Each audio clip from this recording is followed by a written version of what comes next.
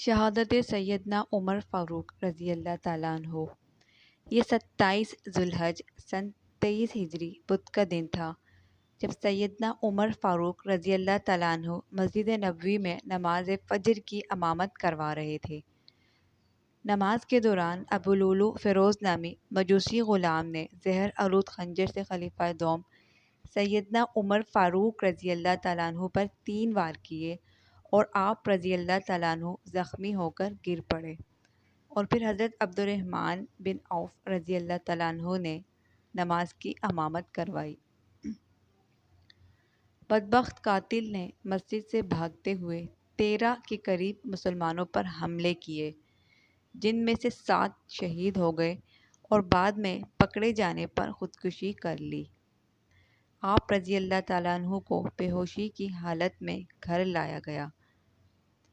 ہوش آنے پر جب آپ رضی اللہ تعالیٰ عنہ کو بتایا گیا کہ حملہ آور مجوسی تھا تو آپ رضی اللہ تعالیٰ عنہ نے اس بات پر اللہ کا شکر ادا کیا کہ حملہ آور مسلمان نہ تھا۔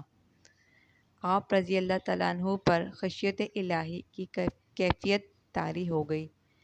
آپ رضی اللہ تعالیٰ عنہ نے اپنے بیٹے عبداللہ کو حکم دیا کہ میرا سر اپنی گود سے ہٹا کر زمین پر رکھ دو تاکہ اللہ تعالیٰ مجھ سے رحم و کرم والا معاملہ فرمائے۔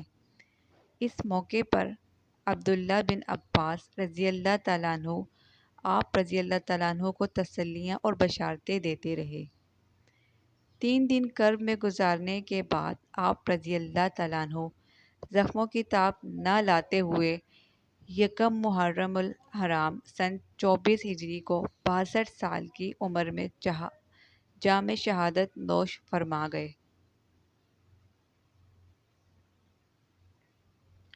حضرت صہیب رضی اللہ تعالیٰ عنہ نے نماز جنازہ پڑھائی۔ حضرت علی رضی اللہ تعالیٰ عنہ، حضرت عثمان رضی اللہ تعالیٰ عنہ، حضرت عبد الرحمن رضی اللہ تعالیٰ عنہ، حضرت سعد بن ابی وقاص رضی اللہ تعالیٰ عنہ، حضرت طلحہ رضی اللہ تعالیٰ عنہ اور حضرت عبد الرحمن بن عوف رضی اللہ تعالیٰ عنہ نے سیدنا عمر فاروق رضی اللہ تعالیٰ عنہ کو قبر میں اتارا۔